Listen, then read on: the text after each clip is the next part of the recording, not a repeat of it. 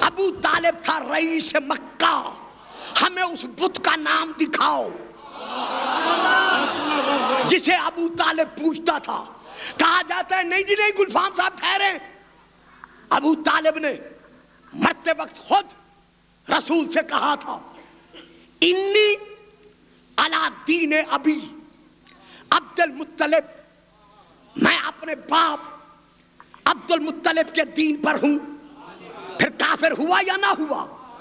ارے اللہ کے بندو، پھر آؤ عبد المطلب کو دیکھو کہ عبد المطلب کا ایمان کس منزل پر تھا۔ اب میں رکوں گا نہیں، صرف بولتا جاؤں گا۔ رکھو مولویوں کے سروں پر قرآن کہ ہم مسلمانوں کو اور اسلام سے پہلے کچھ عرصہ پہلے چشمہ آب زمزم کس کے وسیلے سے ملا ہے؟ جو نہیں جانتے میں ان کے لیے رکوں گا نہیں، جو جانتے میں دو چار فکریں دے کے ختم کر رہا ہوں۔ ہمیں چشمہ زمزم کس کے وسیلے سے ملا ہے؟ عبد المطلب کے وسیلے سے۔ ابرہہ بن سبا جسے بن اشرم کہا جاتا ہے، وہ ہاتھیوں والے لشکر سے کعبہ کس کے وسیلے سے بچا ہے؟ عبد المطلب کے وسیلے سے۔ حاجیوں جاؤ علماء سے پوچھو ایک طواف کے 7 چکر کس نے مقرر کیے تھے؟ اب مجھے بتاؤ سرگودے والوں، جو نئی تاریخ جانتے میں کیا کروں؟ حضرت عبد المطلب کے دور میں لوگ جب طواف کرتے تھے ایک دوسرے پر برتری جتانے کی خاطر 30 یعنی ایک طواف میں 30 25 20 50 100 چکر کاٹتے تھے، بے ہوش ہو کے گر پڑتے تھے، کئی مر جاتے تھے۔ یہ عبد المطلب ہے جس نے حکم جاری کیا کہ میرے فیصلے کے بعد ایک طواف میں صرف 7 چکر ہوں گے۔ اگر عبد المطلب کافر تھا تو اسلام نے اس کا فیصلہ باقی کیوں رکھا؟ ہائے ہائے ہائے ہائے ہائے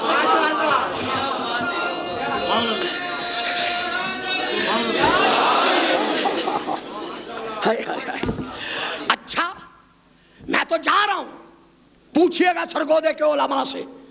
حضرت عبد المطلب کے زمانے میں جب حاجی طواف کرتے تھے فطرتی لباس میں کرتے تھے۔ میں کیا کر سکتا ہوں، چونکہ پردہ دار قریب تھے تو میں نے لفظ کو لپیٹ کے ادا کیا ہے۔ حضرت عبد المطلب کے زمانے میں، زمانہ جاہلیت میں، جب طواف کرتے تھے کعبے کا فطرتی لباس میں طواف کرتے تھے، یعنی بغیر لباس کے عریاں ہو کر طواف کرتے تھے۔ حضرت عبد المطلب نے اپنے دور میں یہ حکم جاری کیا کہ آج کے بعد بغیر لباس کے کوئی طواف نہیں کرے گا تاکہ عزت حرمت انسانیت ہائے ہائے ہائے ہائے ہائے ہائے باقی رہے۔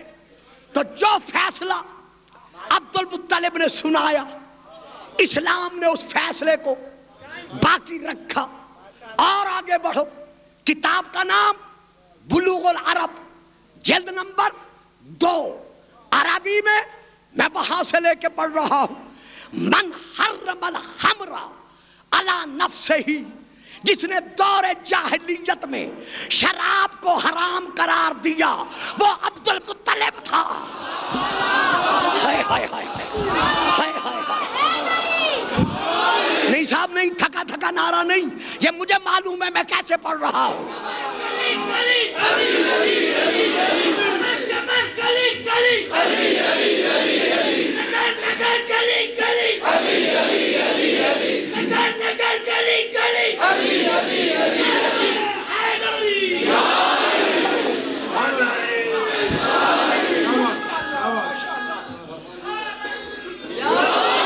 من حرم الخمر علی نفسہ، دور جاہلیت میں جب پانی سمجھ کر شراب کو پیا جاتا تھا، یہ عبد المطلب تھا جس نے شراب کو حرام قرار دیا تھا.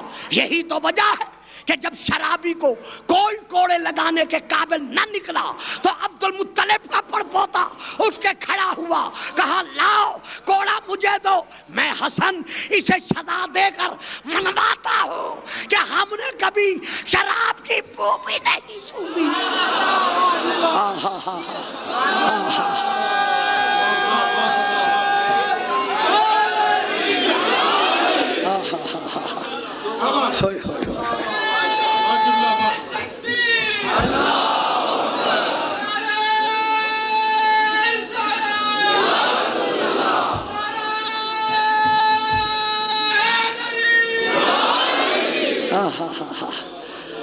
زمانے جاہلیت کو پلٹانے کے لیے میں نے موضوع کو یہیں روک دیا. زمانے جاہلیت کو پلٹانے کے لیے رسوم جاہلیت کے وارثوں کا وارث اسی دور کو پھر دہرانے لگا. لیکن عبد المطلب کا پڑپوتا مدینے سے اٹھا اور آواز دے کر کہا کہ آج اگر عبد المطلب نہیں ہے تو عبد المطلب کا وارث حسین موجود ہے. دور جاہلیت کی رسوم جاہلیت جو مٹائی گئی تھی, یہ چاہتا تھا کہ ان کو دوبارہ پیدا کرے. ایک بات اور سن لو جو بہت ضروری ہے, جو زبان پر آ گئی ہے. حضرت عبد المطلب کے دور میں سوتیلی ماں سے نکاح کیا جاتا تھا, اور نکاح کی 4 قسمیں تھیں. ایک دین ابراہیمی والا, ایک جھنڈے والا, ایک دین ابراہیمی والا تاریخ ابن خلدون, ایک جھنڈے والا. جھنڈے والا کیا؟ مکانوں پر جھنڈے لگائے جاتے تھے. ایک عورت کو کسی کے پاس بھیج دینے والا, اور ایک 10 مردوں پر مشتمل کے حوالے کر کے قیافہ شناسوں سے, قیاس کرنے والوں سے فیصلہ لیا جاتا تھا. وہ عورت جس کا بیٹا قرار دیتی تھی, ان 10 میں سے کسی کو یہ جرت نہیں ہوتی تھی کہ وہ انکار کرے, اسے فیصلہ قبول کرنا پڑتا تھا. یہ تھے دور جاہلیت میں 4 قسم کے نکاح. ایک تھا دین ابراہیمی والا, وہ کن میں تھا؟ متمسکین علی دین ابراہیم, جو دین ابراہیم پر قائم تھے, جن کے ہاں یہ نکاح نہ تھا, ان کے وارث نے پھر سوتیلی ماں کے ساتھ نکاح کو جائز قرار دیا. اب اٹھا زہرا کا لال, بطول کا بیٹا. سبحان اللہ. کوفہ میں حضرت علی کی ظاہری حکومت کے دور میں جب ساری اولاد مدینے سے کوفے بلائی گئی تھی, ناطق قرآن کی ناطقہ بیٹی نے جب وہاں درس قرآن شروع کیا,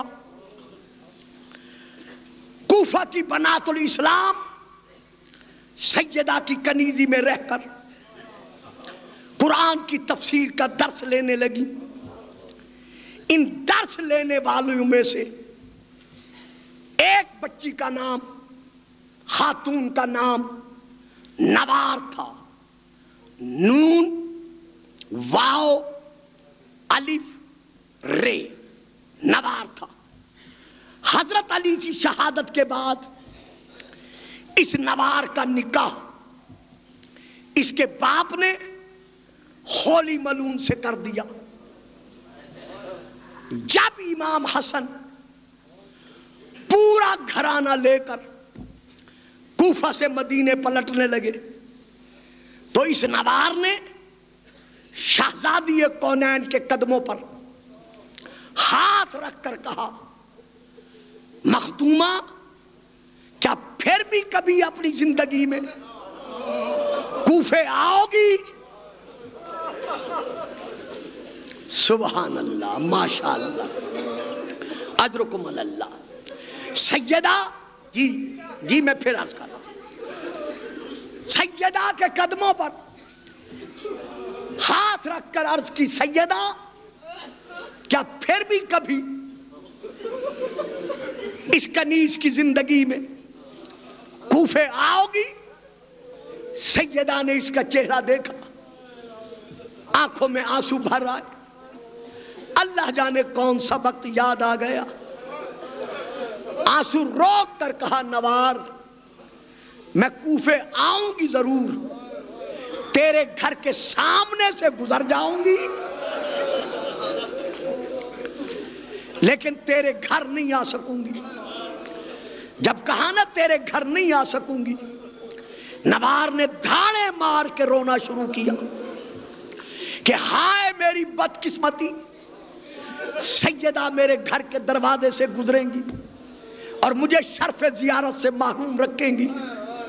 جب اس کے رونے کی آواز غریب کربلا کے کانوں پر پڑی، حسین اٹھے، نوار کے قریب آئے، نوار کیوں رو رہی ہے؟ مولا قسمت ہی ایسی ہے، خیر تو ہے؟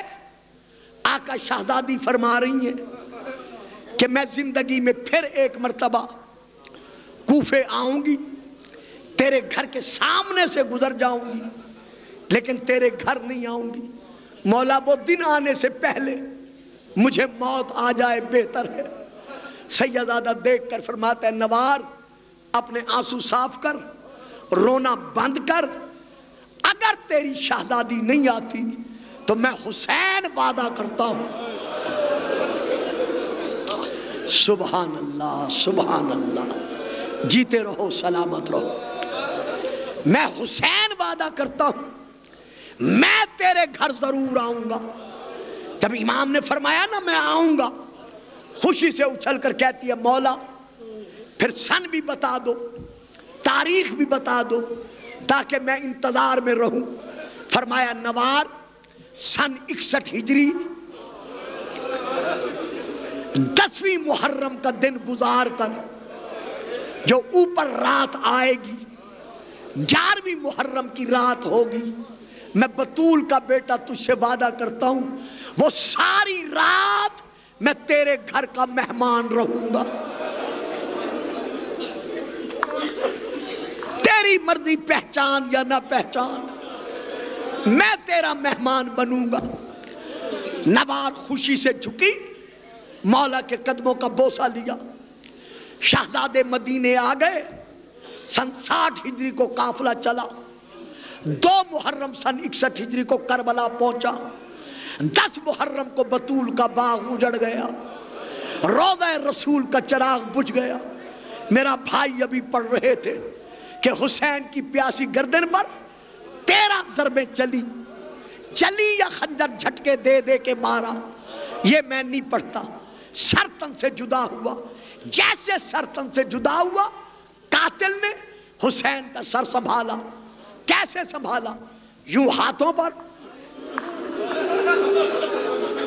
نہیں، سینے سے لگایا نہیں، سر پہ رکھا نہیں۔ میں مصائب میں بھی کتاب کے حوالے دیتا ہوں، کتاب کا نام ہے سراج غم، جہاں سے میں لے کے پڑھ رہا ہوں۔ اس نے ظلم بھرا ہاتھ حسین کی زلفوں میں ڈال کر سر کو لے کر بازو ہلاتا ہوا چلا۔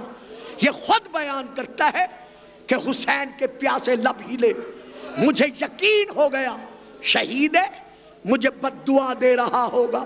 یہ کہتا ہے میری حیرت کی انتہا نہ رہی جب میں نے اپنا کان حسین کے لبوں کے قریب کیا، حسین نے 3 مرتبہ کہا، عباس۔ گھر گھر پر غازی کی وفا کے پرچم لہرانے والوں، شہادت کے بعد حسین نے اکبر کو نہیں بلایا، قاسم کو نہیں بلایا، بلکہ پکار کر کہا، عباس آ دیکھ زہرا کا لال کیسے لوٹا گیا۔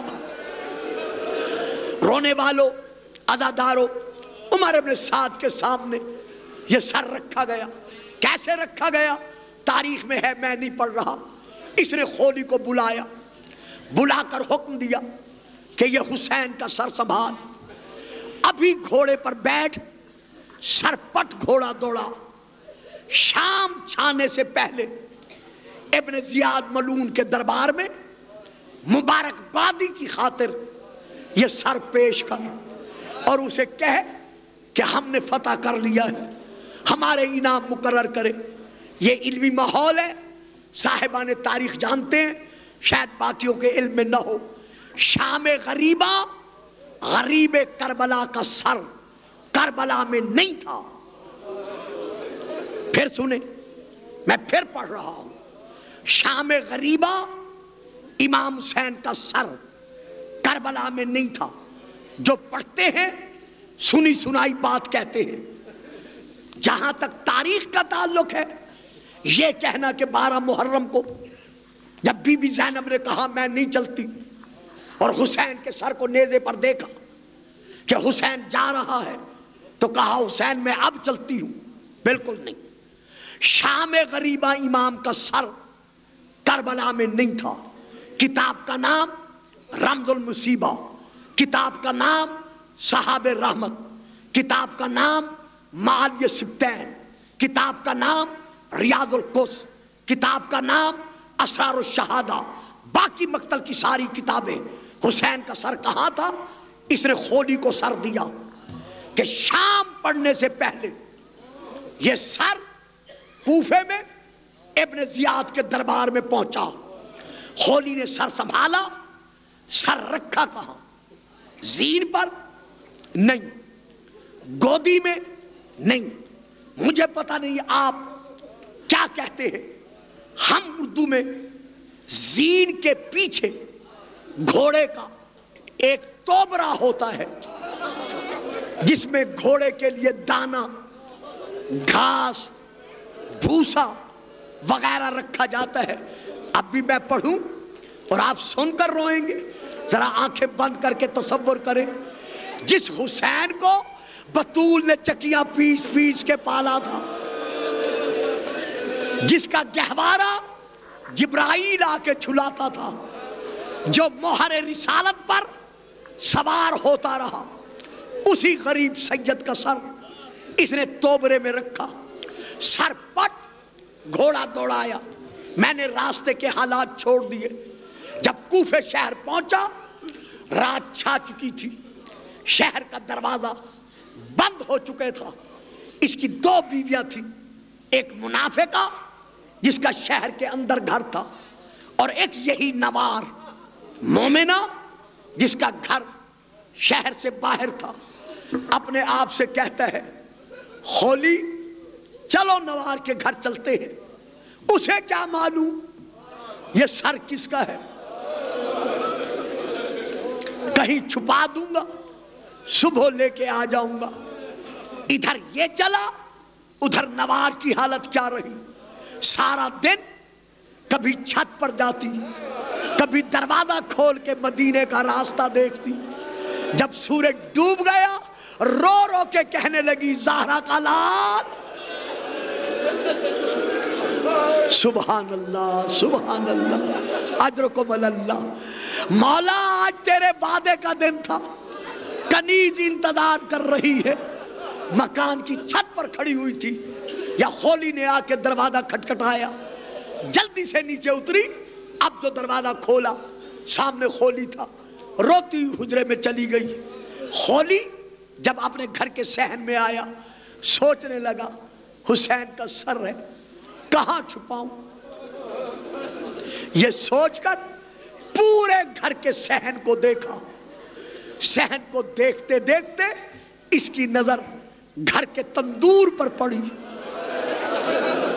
جیسے تندور پر نظر پڑی، مظلوم زہرا کا سر سنبھالا. سنبھال کر تندور کے قریب آیا، آ کر تندور کی راکھ ہٹائی. اب اللہ جانے میں کیسے پڑھ رہا. راکھ ہٹا کر حسین کا سر تندور میں رکھ کر اوپر سے راکھ برابر کر دی. برابر کر کے حجرے میں آیا. نوار نے حالات پوچھے کہا کربلا میں باغیوں سے جنگ تھی، سارے مارے گئے، کل یا 1-2 دن بعد دن گزر گیا ہے، ابھی تک زہرا کا لال نہیں آیا۔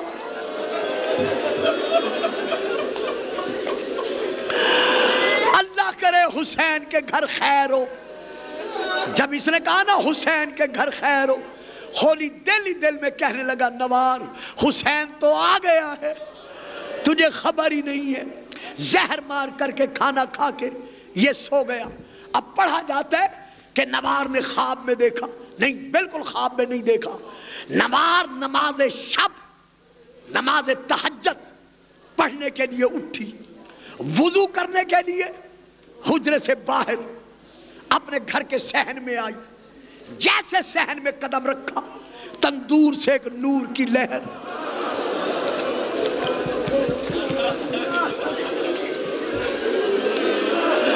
اللہ اکبر اللہ اکبر، رات کے اس عالم میں بطول کو پرسہ دے رہے ہو، نور کی ایک لہر تندور سے اٹھتی ہوئی آسمان کی طرف نظر آئی، وہیں رک گئی، اپنے آپ سے کہتی ہے نوار کیا رات تو نے آگ نہیں بجھائی تھی؟ پھر کہتی ہے نہیں میں نے تو آگ بجھا دی تھی، تو یہ لہر کیسی ہے؟ ابھی سوچ ہی رہی تھی کہ ایک نور کی اماری آسمان سے نیچے اس کے گھر کے صحن میں اتری، اس میں سے کچھ بیویاں برآمد ہوئی، ایک بی بی جو سیاہ برقعے میں لپٹی ہوئی تھی وہ تندور کے قریب آئی، 2 زانو ہو کر بیٹھ گئی، تندور سے ایک سر نکالا، گودی میں رکھ کر کہا میرا مظلوم آنکھیں کھول۔ ماں ملنے آئی ہے۔ جب نوار نے یہ درد بھرا منظر دیکھا دوڑی ایک بزرگ بی بی کی طرف، قریب آ کر سلام کیا، سلام کے بعد کہتی ہے بی بی آپ کون ہیں؟ یہ رونے والی کون ہے؟ یہ سر کس کا ہے؟ میرے گھر کیوں آئی ہو؟ اس بزرگ بی بی نے رو کر کہا نوار نوار میں تیرے نبی کا حرم خدیجۃ الکبریٰ خدیجہ کا نام آنا تھا، تڑپ کر کہتی ہے بی بی یہ رونے والی کون ہے؟ کہا میری مظلومہ بیٹی، میری محرومہ بیٹی، یہ میری بطول فاطمہ ہے۔ جب فاطمہ کا نام آیا منہ پیٹ کر کہتی ہے بی بی پھر یہ سر کس کا ہے؟ جب کہا سر کس کا ہے بی بی خدیجہ نے رو کر کہا نوار بھول گئی ہے کیا میرے حسین نے وعدہ نہیں کیا تھا کہ آج کی رات تیرے گھر کا مہمان بنوں گا؟ یہ میرے حسین کا سر ہے جو کربلا میں مارا گیا، بیٹے بھائی عزیز مارے گئے، حسین کا نام سننا تھا۔ ایک چیخ ماری، غش کھا کے زمین پر گری، تھوڑی دیر کے بعد افاقہ ہوا۔ اب جو دیکھا کوئی بی بی سامنے نظر نہیں آئی، جلدی سے دوڑی تندور کے کنارے آئی، راکھ ہٹائی، سر نکالا، گودی میں سر رکھا، چادر کے ساتھ چہرے سے خاک اور خون کو صاف کیا، صاف کر کے سلام کے بعد کہتی ہے زہرا کا لال، بطول کا بیٹا، مجھے معلوم ہو گیا ہے تو کربلا میں مارا گیا، تیرے بھائی، تیرے بیٹے، تیرے صحابی سارے مارے گئے، مولا تجھے پرسہ پھر دوں گی، تیرے غم میں ماتم پھر کروں گی، پہلے ایک دعا مانگتی ہوں، آپ شہید ہیں، آمین کہہ دیں، اللہ میری دعا قبول کر لے۔ غریب سید کے لب ہی لے، فرمایا نوار مانگ، کیا دعا مانگتی ہے؟ بس رونے والوں آخری فکرے، جب کہا نا مانگ کیا دعا مانگتی ہے، رو کے کہتی ہے مولا اللہ کرے، اللہ کرے، مولا اللہ کرے تیری مظلومیت بھری شہادت کی خبر مدینے میں تیری بہن زینب کو نہ ملے، اگر اسے یہ خبر مل گئی وہ مرنے سے پہلے مر جائے گی۔ غریب کے پیاسے لب ہلے، آواز دے کر کہا نوار یہ دعا نہ مانگ، 17 قدموں سے دیکھتی رہی، میری پیاسی گردن پر شمر کا خنجر چلتا رہا، رو رو کے کہتی رہی واہ عباسا وا اکبرا وا حسینا الا لعنت اللہ علی القوم الظالمین۔ یا الہ العالمین، یا رب العالمین، تمام حاضرین و سامعین کی شرعی حاجات کو پورا فرما، بیماروں کو شفاء کاملہ عطا فرما، بے اولادوں کو اولاد نرینہ عطا فرما، بانیان مجالس کی نیک تمناؤں کو پورا فرما۔ ہمارے ملک پاکستان میں ہماری مرکزی حکومت اور ہماری صوبائی حکومت نے عشرہ محرم الحرام کو منانے کے لیے جو دہشت گردوں سے حفاظتی تدابیر کے تحت قدم اٹھایا ہے اور اس میں جو کامیابی حاصل کی ہے، یا اللہ اس ملک کو ہمیشہ جنت نظیر بننے کی توفیق عطا فرما۔ پشاور میں، بنوں میں اور صوبہ سرحد میں جہاں جہاں ہمارے افراد پولیس انتظام کے سلسلے میں فرائض کو ادا کرتے ہوئے شہید ہو گئے ہیں، یا اللہ ان کے درجات بلند فرما، اور جو مومنین و مومنات وفات پا چکے ہیں ان کے درجات بلند فرما۔ وارث امن امام زمن کا ظہور عطا فرما۔ مل کے نعرہ حیدری